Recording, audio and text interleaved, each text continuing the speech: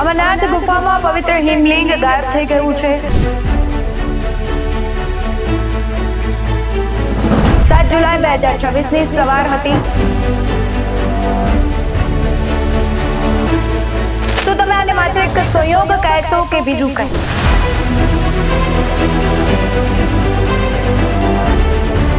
સ્વયં ભગવાને પોતાની આટલી બધી વસ્તુઓનો ત્યાગ કરી દીધો હોય।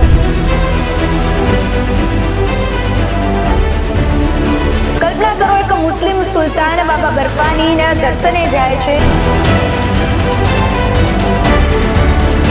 હર હર મહાદેવ અને બમ બમ બોલેના નારાઓથી જે પહાડો ગૂંજી ઉઠ્યા હતા, જ્યાં લાખો શ્રદ્ધાળુઓ પોતાની આંખોમાં એક પવિત્ર ઝલક મેળવવાની આશા લઈને મહિનાઓ સુધી રાહ જોતા હતા, ત્યાંથી આજે એક એવી ખબર આવી છે જેણે માત્ર શ્રદ્ધાને નહીં પણ માનવજાતના અસ્તિત્વને પણ હચમચાવી દીધું છે। અમરનાથ ગુફામાં પવિત્ર હિમલિંગ ગાયબ થઈ ગયું છે। સમય કરતા ઘણું વહેલું કુદરતનું એ અદ્ભુત સ્વરૂપ ઓગળીને પાણી થઈ ગયું છે। ભક્તો માટે આ ભલે ભક્તિની કસોટી હોય, પણ વિજ્ઞાન અને પર્યાવરણ માટે આ રેડ એલર્ટ છે।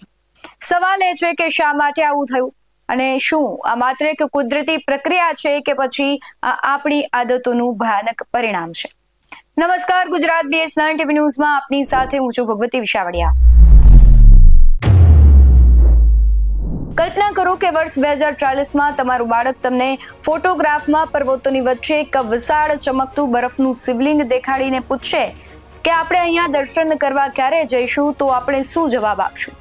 કદાચ આપણે એ સમયે આ કથાનું વર્ણન કરતા હોય એમ કહીશું કે એક સમય હતો જ્યારે ભગવાન શિવ પોતે હિમાલયની એક પવિત્ર ગુફામાં દર વર્ષે બરફ તરીકે સ્વયંભૂ પ્રગટ થતા લાખો લોકો દેશ વિદેશથી તેમના દર્શન કરવા આવતા અને આપણે પણ દર વર્ષે ત્યાં જતા। પરંતુ પછી માણસો ત્યાં એટલા બધા વધી ગયા, એટલી ભીડ કરી દીધી કે ભગવાન માટે ત્યાં પ્રગટ થવા માટે કોઈ જગ્યા જ ન બચે।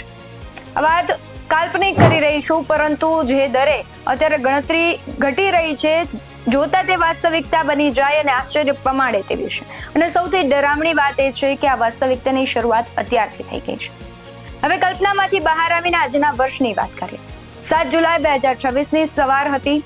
હજારો ભક્તો મહિનાઓની આકરી મહેનત અને ભક્તિ સાથે બમ બમ બોલે, હર હર મહાદેવના નારા લગાવતા ઠંડા પવનોનો સામનો કરીને બાબા અમરનાથની પવિત્ર ગુફામાં પ્રવેશ્યા। દરેકના મનમાં એક આતુરતા હતી કે બાબા બર્ફાનીના દિવ્ય દર્શન કરીશું, પરંતુ જેવા તેઓ ગુફાની અંદર પહોંચ્યા, અંદરનું દ્રશ્ય જોઈને ભક્તો સ્તબ્ધ થઈ ગયા। બાબા બર્ફાની જ્યાં દર વર્ષે બિરાજમાન થતા હતા તે પવિત્ર જગ્યા પર ફક્ત ભીનો પથ્થર હતો, ત્યાં કોઈ બરફ નહોતો, શિવલિંગ સાવ ગાયબ હતો। જે લોકો ગુફાની અંદર પહોંચી ગયા તે કદાચ નસીબદાર હતા કે ઓછામાં ઓછું તેઓ પવિત્ર ગુફા સુધી તો પહોંચી શક્યા, પણ વાસ્તવિક પીડા, અસલી દર્દ તો એ લોકોને અનુભવાયું જેઓ હજુ રસ્તામાં હતા। 3 લાખથી વધુ ભક્તો, કેટલાક આ યાત્રા માટે મહિનાઓ અગાઉથી નોંધણી કરાવી હતી, કેટલાકે વર્ષોથી પોતાની પેટે પાટા બાંધીને કમાણી બચાવી હતી, અને કેટલાક વૃદ્ધ માતાઓ તો તેણે તો પોતાની જિંદગીની છેલ્લી યાત્રા માનીને ઘરેથી નીકળી ગયા હતા। એ બધા જ ભક્તો હવે એક ખાલી ગુફાના આશરે રહી ગયા છે। વિચારો કે જે શિવલિંગ કોવિડના સમયમાં પણ 38 દિવસ સુધી સતત ભક્તોને દર્શન આપી રહ્યું હતું, તે આ વખતે ફક્ત 5 દિવસમાં ગાયબ કેમ થઈ? પહેલા 57 દિવસ, પછી 38, પછી 28, પછી 7 અને આ વખતે ફક્ત 5 દિવસ। આ બાબા બર્ફાનીના દર્શનના દિવસો છે જે દર વર્ષે ઘટતા જાય છે, જે દરે ઘટી રહ્યા છે, તેનાથી બાબાના ભક્તો ભારે ચિંતામાં છે કે આગામી સંખ્યામાં શું હશે, શું શૂન્ય દિવસ થઈ જશે? શું તમે આને માત્ર એક સંયોગ કહેશો કે બીજું કંઈક? શું એવું બની શકે કે આપણી આંધળી ભક્તિ જ ભગવાનને આપણાથી દૂર કરી રહી છે?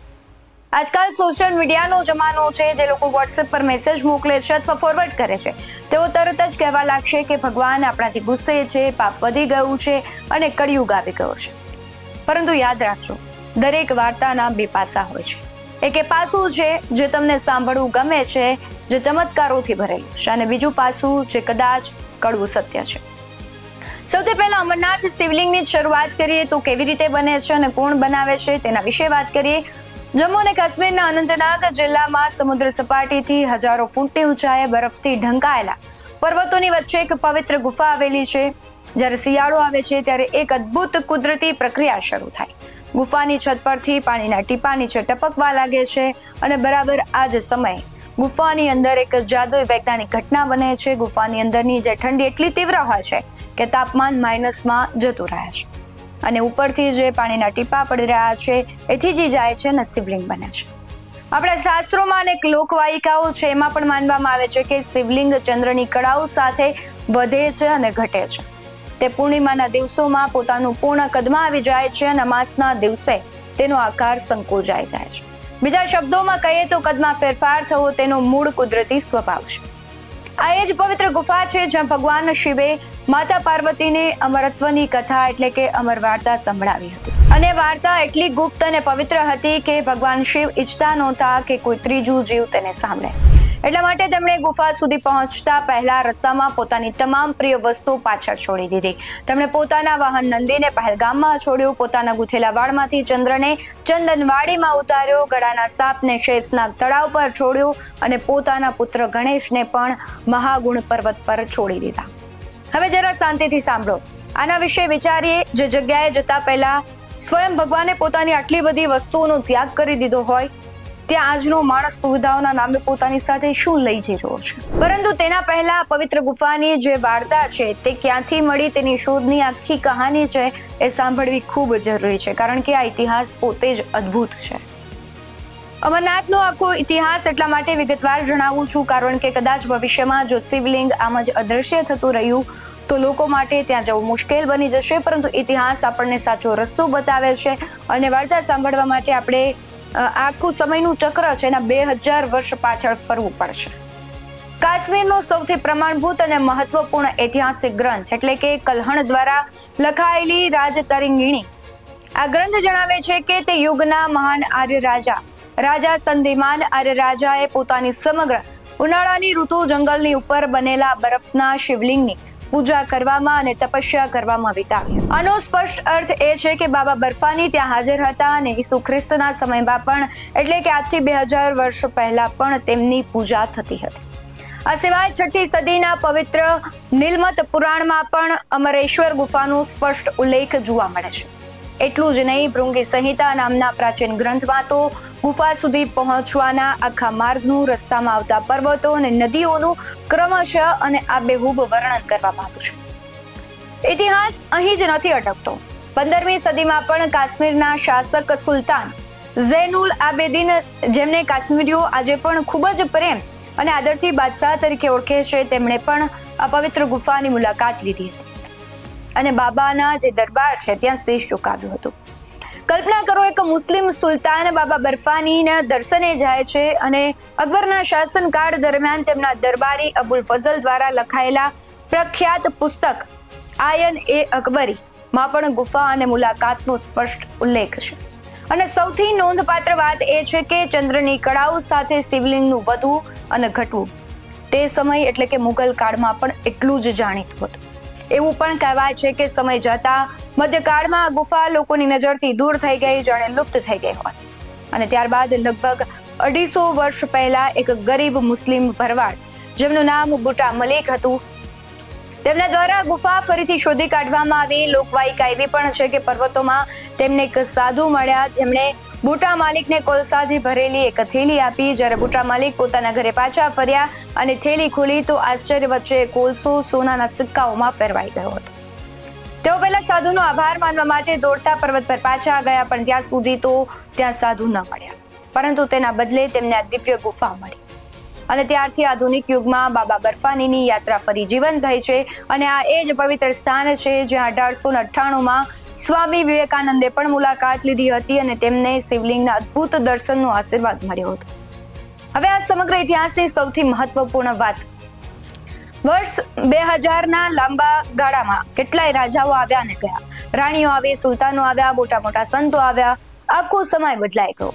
દેશના નકશા બદલાયા, સિંહાસનો બદલાયા, પરંતુ બાબા બર્ફાની દર વખતે પોતાની ગુફામાં ભક્તોને ચોક્કસ જોવા મળતા હતા.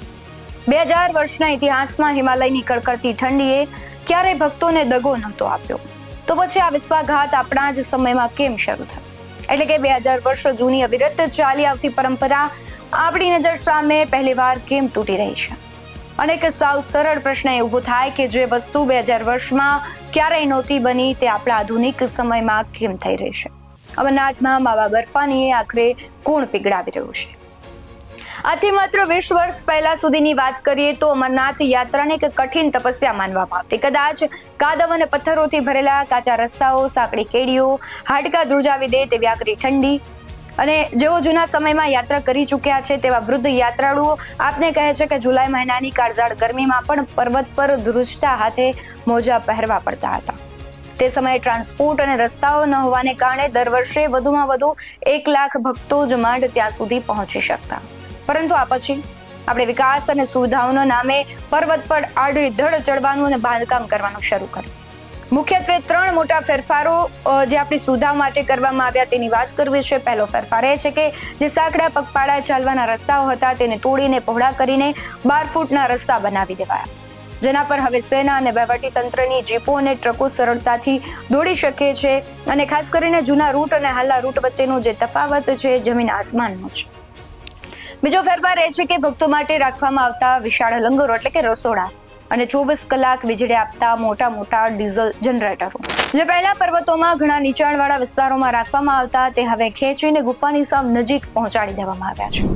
વિચારો, એ ગુફાની બિલકુલ નજીક જનરેટરો ધુમાડો અને ગરમી ઓકે છે, જે ગુફાની શીતળતા અને ઠંડક શિવલિંગનું આયુષ્ય ઘટાડે છે. ત્રીજો ફેરફાર છે કે હવે ત્યાં એક મોટો કેબલ રોપવે છે તે મંજૂર કરવામાં આવ્યો છે, અને શેષનાગથી પંચતરણી વચ્ચેનો જે પર્વતનો આખો ટનલ હતી તેને કોરીને આખી ટનલ બનાવવા એટલે સુરંગ બનાવવાની વાતો અને પ્લાનિંગ ચાલી રહ્યા છે. આનો અર્થ એ છે કે ભવિષ્યમાં ભારે મશીનરી અને કાયમી બાંધકામ ગુફાની હજુ વધુ નજીક પહોંચી જશે. હવે આ બધી સુવિધાઓને કારણે વધેલી ભીડનું ગણિત અને તેનું ગંભીર પરિણામ સમજીએ. વર્ષ 2011 અને 12માં અમરનાથ આવનારા ભક્તોનો આંકડો 6 લાખને વટાવી ગયો. હવે તમે જ સાદું ગણિત કરો કે જ્યારે લાખો માનવ શરીરો ગુફાની આસપાસ એકઠા થાય ત્યારે તેમના શ્વાસમાંથી નીકળતી કુદરતી ગરમી, હજારો વાહનો અને જનરેટરોમાંથી નીકળતો ગરમ ધુમાડો, લંગરના મોટા મોટા ચૂલાઓમાંથી દિવસ રાત નીકળતી કાળઝાળ ગરમી, આ બધું જાય તો ક્યાં જાય? એવા નાજુક ઇકોસિસ્ટમ વાળા વિસ્તારમાં ફેલાય છે જ્યાં શિવલિંગનું અસ્તિત્વ જ માત્ર ને માત્ર ભારે ઠંડક પર આધારિત છે. ભીડ માત્ર ગરમીથી જ નથી વધારાતી, તે પોતાની પાછળ બીજું કંઈક પણ છોડી જાય છે, અને તે છે કચરો. પવિત્ર ગ્લેશિયર્સ એટલે કે હિમ નદીઓની આસપાસ પ્લાસ્ટિકની બોટલો, વેફર્સના પેકેટો, પોલિથીનનો જે આખો ઢગલો છે તે ખડકાઈ જાય છે. અને એક જ મહત્વની વૈજ્ઞાનિક હકીકત છે કે જેને વિજ્ઞાનમાં અલ્બેડો ઇફેક્ટ કહેવામાં આવે છે. જે બરફ સાવ સ્વચ્છ, સફેદ અને ચમકતો હોય છે તે સૂર્યના કિરણોને રીસાની જેમ પ્રતિબિંબિત કરી દે છે, જેથી બરફ ઓગળતો નથી. પરંતુ જ્યારે જ બરફ પર ધૂળ, ગંદકી અને પ્લાસ્ટિકનો કચરો જમા થાય ત્યારે તે બરફ કાળો કે મલિન પડી જાય છે. હવે આવો ગંદો બરફ સૂર્યપ્રકાશને પરાવર્તિત કરવાને બદલે ગરમીને પોતાનામાં શોષી લે છે, જેના કારણે આખો ગ્લેશિયર છે ખૂબ ઝડપથી ઓગળવા લાગે છે. આનો અર્થ એ થયો કે આપણી ભક્તિના નામે ફેલાવાતી ગંદકી પણ બાબા બર્ફાનીના અસ્તિત્વને સીધું નુકસાન પહોંચાડી રહી છે. સુવિધાઓ વધારવી એ બિલકુલ ખરાબ બાબત નથી. જે ભક્તો વૃદ્ધ છે, જેઓ બીમાર છે કે શારીરિક રીતે અસક્ષમ છે, તેઓ પણ ભગવાનના દર્શન કરી શકે તે ખૂબ સારી વાત છે. પરંતુ પ્રશ્ન સુવિધાઓ આપવાનો નથી, પ્રશ્ન મર્યાદાનો છે.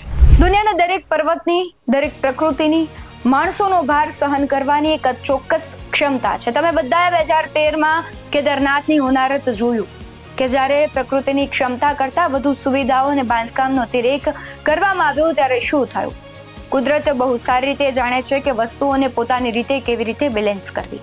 જ્યારે માનવીઓ પોતાની મર્યાદાઓ ઓળંગે છે ત્યારે કુદરત પોતાનું રુદ્ર માર્ગ અપનાવે છે. અને આ એક એવી ગંભીર બાબત છે કે જે તમારે, મારે અને આપણી સરકારે ખૂબ ગંભીરતાથી સમજવાની જરૂર છે.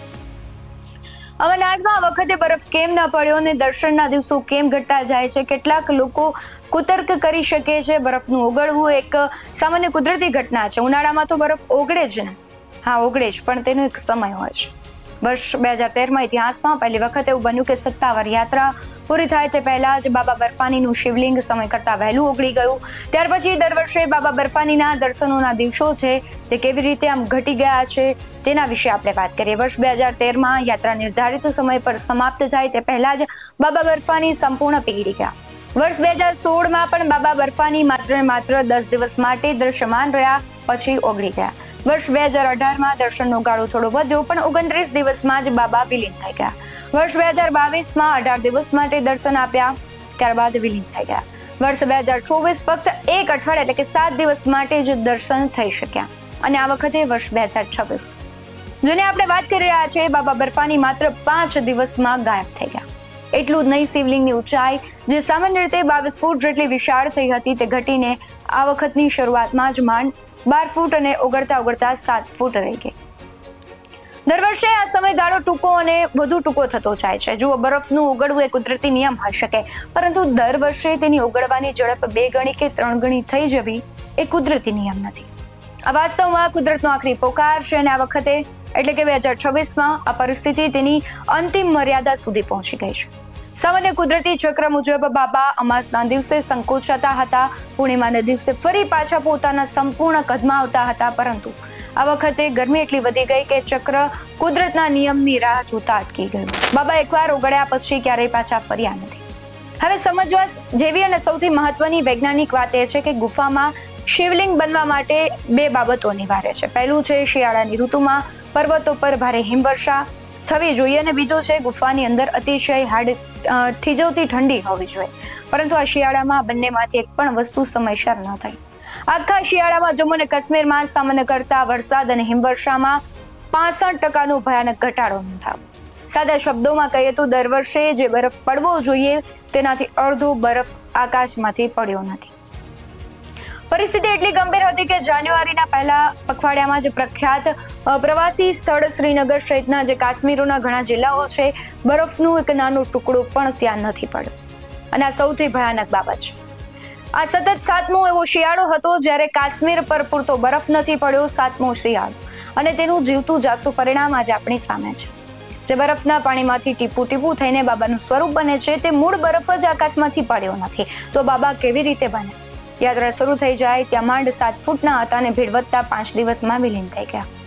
હવે જરા એ જુઓ કે 90% લોકો જેમણે હજુ સુધી ગુફાની મુલાકાત નથી લીધી તેઓ નીચે રસ્તા ઉપર લાઈનો લગાડીને ભીડ કરે છે. આનો અર્થ એ થયો કે યાત્રાના શરૂઆતના દિવસોમાં દરરોજ 20,000થી વધુ ભક્તો ગુફાની અંદર ધકેલાય છે. હજારો લોકોના આસપાસની ગરમી, ત્યાં લગાવેલ લાઇટો ગુફાની અંદરનું તાપમાન અચાનક વધારી દે છે. બાબાની ગુફાની આસપાસ જે આશરે 10 નાના મોટા ગ્લેશિયર્સ આવેલા છે તે પણ ઝડપથી પીગળી રહ્યા છે. અને આનો અર્થ એ થાય કે આપણે માણસોએ જ જાણે રેફ્રિજરેટરમાંથી આખો હિમાલય બહાર કાઢીને તડકામાં મૂકી દીધો છે. અને એટલા માટે જ હવે સમય આવી ગયો છે કે જ્યારે આપણે સ્વીકારવું પડશે કે ભક્તોની સંખ્યા પર એટલી જ મર્યાદા હોવી જોઈએ જેટલી પર્વતની સહન કરવાની ક્ષમતા હોય. મુગલ યુગનું જે અજબલ ઝરણું છે અને પર્વતોની પણ ચેતવણી છે. હવે પ્રશ્ન એ થાય કે શું આવી પરિસ્થિતિ માત્ર અમરનાથ ગુફાની જ છે? શું અમરનાથ આ સંકટમાં એકલા છે? ના, બિલકુલ એવું નથી. કાશ્મીરના અનંતનાગ જિલ્લામાં એક બહુ જ ઐતિહાસિક અને સુંદર બગીચો આવેલો છે જેનું નામ છે અજબલ બાગ.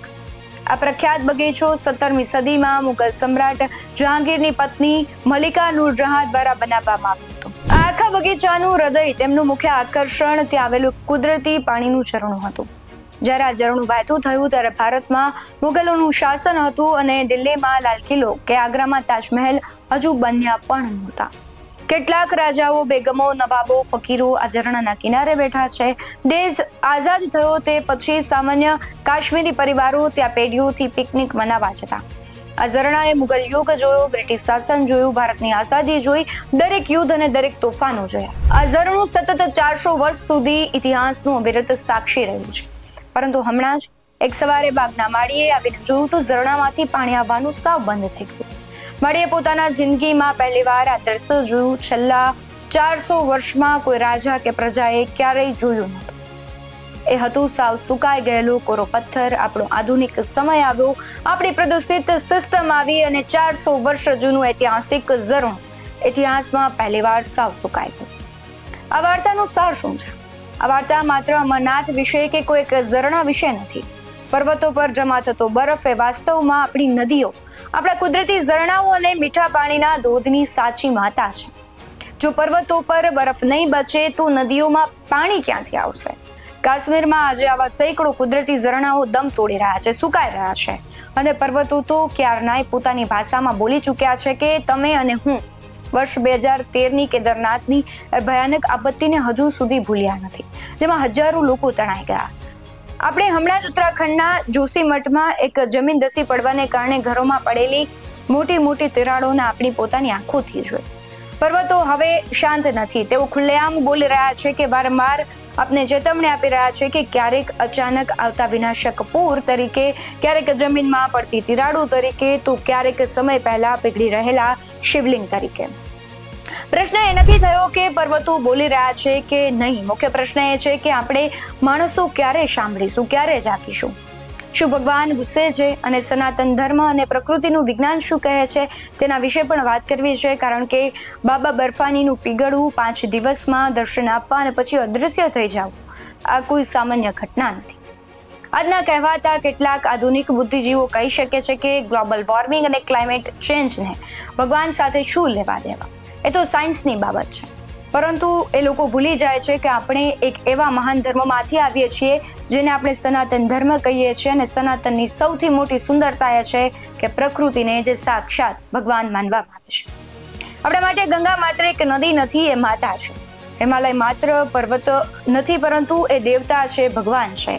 અને હિમાલયનો એ બરફ પવિત્ર આપણો સાક્ષાત ભોલેનાથ છે. જ્યારે પર્વતનો બરફ ઓગળે છે ત્યારે માત્ર પૃથ્વીનું હવામાન જ નથી બગડતું, પરંતુ આપણા આરાધ્ય દેવના અસ્તિત્વને પણ સીધું નુકસાન થાય છે. સનાતન ધર્મમાં વિજ્ઞાન એકબીજાના વિરોધી નથી, પણ બંને વાસ્તવમાં એક જ વાત કહે છે કે બસ બંનેની ભાષાઓ અને શબ્દો અલગ અલગ છે. તો પ્રશ્ન એ થાય કે શું ભગવાન ગુસ્સે છે? તેનો જવાબ મેળવવા માટે જરા ભગવાન શિવના સ્વરૂપને યાદ કરો. તેમના ગળામાં શાપ છે, તેમની પવિત્ર જટામાં પવિત્ર ગંગા નદી વહે છે, તેમના આખા શરીર પર ભસ્મ છે અને વન્ય પ્રાણી નંદી તેમનું વાહન છે. આ શું દર્શાવે છે? શિવ અને પ્રકૃતિ કોઈ અલગ વસ્તુ નથી. શિવ પોતે જ પ્રકૃતિ છે અને પ્રકૃતિ જ સાક્ષાત શિવ છે. આપણું સનાતન ધર્મ વૃક્ષોની પૂજા કરે છે, નદીઓને માતા કહે છે, તેને પગે લાગે છે અને પર્વતોને દેવતા માને છે. તો જો અમરનાથનું શિવલિંગ ઓગળી રહ્યું છે તો તેનો અર્થ એ નથી કે કોઈ અદ્રશ્ય ભગવાન આકાશમાં બેસીને આપણાથી ગુસ્સે થયા છે અને ચાલ્યા ગયા છે. એનો સાચો અર્થ એ થાય કે આપણે માણસોએ પ્રકૃતિને અને પર્યાવરણને એટલું નુકસાન પહોંચાડ્યું છે જેમાં ભગવાન પોતે વાસ કરે છે. ભગવાન આપણાથી નારાજ નથી મિત્રો. બસ આ પ્રકૃતિને ફરીથી સુધારી લો, પર્યાવરણને સ્વચ્છ કરી દો. ભગવાન પોતાની મેળે ખુશી ખુશી પાછા આવી જશે. હમણાં જ ગુફામાંથી દર્શન કર્યા અને પાછા ફરેલા એક ભક્ત છે, તેમણે સોશિયલ મીડિયા પર હું તેમની વાત સાંભળી રહી હતી. એ ભક્તના શબ્દો ખૂબ ગંભીર હતા. તેમણે કહ્યું કે હું અહીં સતત 3જા વર્ષે આવ્યો છું, છતાં મને આ વખતે પણ શિવલિંગના સંપૂર્ણ દર્શન નથી થયા. પણ મને કોઈ દુઃખ નથી, કારણ કે આ પવિત્ર ગુફા પોતે જ સાક્ષાત બાબા શિવનું સ્વરૂપ છે. અને માત્ર બરફનો આકાર જ બધું નથી. જો બાબાએ મને અહીં સુધી બોલાવ્યો છે તો એ જ તેમનો મોટો આશીર્વાદ છે. આ વાત મારા હૃદયને સાવ સ્પર્શી ગઈ. આપણી વૃદ્ધ માતા જે આ યાત્રાને પોતાની જિંદગીની છેલ્લી સફર માની અને ઘર છોડીને આવી હતી, બાબાને દર્શન ન કરી શકી. તેમણે પણ હૃદય પર પથ્થર મૂકીને આ જ કહ્યું હશે કે બાબાનો બોલાવો આવ્યો એટલે જ મોટા દર્શન થયા.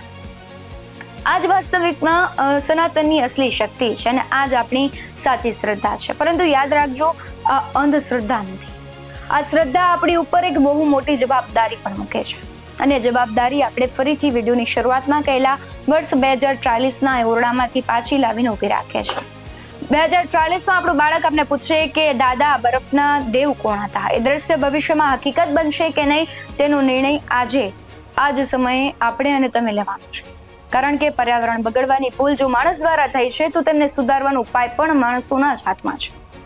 તમને યાદ હશે કે કોવિડ લોકડાઉન દરમિયાન જ્યારે પર્વતો પર માણસોની ભીડ સાવ બંધ થઈ ગઈ હતી, ગાડીઓ, જનરેટરો બંધ હતા, ત્યાં ગંગા નદી આપોઆપ સાવ સ્વચ્છ થઈ ગઈ હતી. પ્રદૂષણ ઘટતા આકાશ એકદમ વાદળી થઈ ગયું અને પર્વતોની શીતળતા પણ પાછી ફરી હતી. પ્રકૃતિને સુધારવા માટે બહુ સમય નથી જોઈતો, તેને બસ આપણા તરફથી એક નાનકડી તકની જરૂર હોય છે. માટે સરકાર, પ્રશાસન અને જે અમરનાથ બોર્ડ છે તેના સ્તરે તાત્કાલિક કેટલાક કડક પગલાં લેવા પડશે. દરરોજ ગુફા તરફ જતા ભક્તોની સંખ્યા સખત રીતે મર્યાદિત કરવામાં આવી જોશે. મોટામાં મોટા જે લંગરો ચાલી રહ્યા છે, જનરેટરો અને કાયમી પાકા બાંધકામોને ગુફાથી ઘણા નીચાણવાળા વિસ્તારોમાં રોકી દેવામાં આવે તો ક્યાંક બચી શકાય. સિંગલ યુઝ જે પ્લાસ્ટિક છે તે પર્વતોમાં સંપૂર્ણ અને કડક પ્રતિબંધ તેના પર મૂકવામાં આવે. અને આ કોઈ હવામાં કરેલું અનુમાન નથી, આ એકદમ અજમાવેલો અને સાચો સાબિત થયેલો સોલ્યુશન છે. જેમ મેં પહેલા કહ્યું કે કોવિડ દરમિયાન જ્યારે ભીડ નહોતી ત્યારે બાબા બર્ફાની પૂરા 38 દિવસ સુધી ગર્વથી ત્યાં વિરાજમાન હતા. અને આ વખતે જ્યારે લાખો લોકોની ભીડ એકસાથે ઉમટી પડી તો બાબાએ માત્ર 5 દિવસમાં જ આપણને આખું ગણિત સમજાવી દીધું. એક સાચા શિવભક્ત તરીકે આપણી પોતાની 4 મુખ્ય જવાબદારીઓ બને છે. પહેલું કામ કરવાનું છે, પર્વતો પણ ક્યાંય પણ કચરો ન ફેંકો. જે રીતે તમે કચરો કરો છો તે પોતાના બેગમાં પાછો નાખવાનો છે, ત્યાં ફેંકીને પ્રદૂષિત નથી કરવાનું, કારણ કે પ્રદૂષણનું જે પરિણામ છે આપણે જોઈ રહ્યા છે. બીજું કામ કરવાનું છે, પ્લાસ્ટિકનો ઉપયોગ સાવ બંધ કરી દેવાનો છે. બને તેટલું પ્લાસ્ટિક પર્વત પરથી પાછું નીચે લાવો અથવા તો લઈ જ ન જાઓ. ત્રીજું કામ કરવાનું છે, પર્વત પર પ્રકૃતિની વચ્ચે ફક્ત તમારા પગના નિશાન છોડો, ગંદકી નહીં. યાત્રા દરમિયાન ઓછામાં ઓછું સામાન વહન કરો. પોતાના પ્રાઇવેટ વાહનો લાવવાને બદલે શેર કરેલા પબ્લિક ટ્રાન્સપોર્ટનો ઉપયોગ કરો. અને ચોથું અને સૌથી મહત્વનું કામ, જો તમારો મુખ્ય ધ્યેય બાબા બર્ફાનીના શિવલિંગના પૂર્ણ સ્વરૂપના દર્શન કરવાનો જ હોય તો યાત્રાના શરૂઆતના દિવસો એટલે કે પ્રથમ અઠવાડિયાનું જ પસંદ કરો, જેથી પર્યાવરણ પર લાંબો સમય લોડ ન રહે. શ્રદ્ધા રાખો અને વિજ્ઞાનને પણ સમજો. આપણે સમજવું પડશે કે અમરનાથ, કેદારનાથ, ગંગોત્રી કે વૈષ્ણો દેવી આ કોઈ મોજ મસ્તી કરવાના પિકનિક સ્પોટ નથી. આ પવિત્ર સ્થળો આપણી આખરી તપસ્યાને કેન્દ્રો છે. જો તમે આ પવિત્ર ભાવનાને દિલથી સમજી શકશો તો જ તમે સાચા અર્થમાં બાબાના આશીર્વાદ મળશે. નહીતર બાબા પ્રકૃતિના રૂપમાં પોતાની રીતે ન્યાય કેવી રીતે તોડવો તે બહુ સારી રીતે સમજે છે. અને તેના નાના મોટા ટ્રેલરો આપણે કદાચ કેદારનાથ અને જોશીમઠમાં જોઈ ચૂક્યા છે. પરંતુ કુદરત પોતાનો પ્રકોપ બતાવે તેના કરતાં સારું છે કે આપણે માણસો સમયસર રહેતા સમજી જઈએ. કારણ કે કોઈ મંદિર કે તીર્થધામનું રક્ષણ કરવું એટલે માત્ર તેની પથ્થરની દિવાલોનું રક્ષણ કરવું નથી. એનો સાચો અર્થ એ છે કે પ્રકૃતિનું રક્ષણ કરવું છે, જેમાં ભગવાન પોતે સાક્ષાત પ્રગટ થાય છે. ભગવાન શિવનો અભિષેક હંમેશા પવિત્ર જળથી કરવામાં આવે છે અને આપણા હિમાલયના પર્વતો પર રહેલો આ બરફ જ એ પવિત્ર પાણીની સાચી માતા છે. તેથી સનાતનની આ એક લાઈન હંમેશા તમારા હૃદયમાં કોતરી રાખજો કે બરફ બચાવવો એ જ શિવ પ્રત્યેની સાચી અને અસલી ભક્તિ છે. હાલ આ અહેવાલમાં આટલું જ. તમારું શું માનવું છે કમેન્ટમાં જરૂરથી જણાવજો. બાકી આવા જ વધુ અહેવાલો સાથે ફરી મળતા રહીશું. તમે અમારી યુટ્યુબ ચેનલને સબસ્ક્રાઇબ કરવાનું, અમને ફેસબુક અને ઇન્સ્ટાગ્રામ પર ફોલો કરવાનું ભૂલશો નહીં. બાકી અમને અપડેટ્સ મેળવવા માટે આપ જોતા રહો BS9 ન્યૂઝ. નમસ્કાર.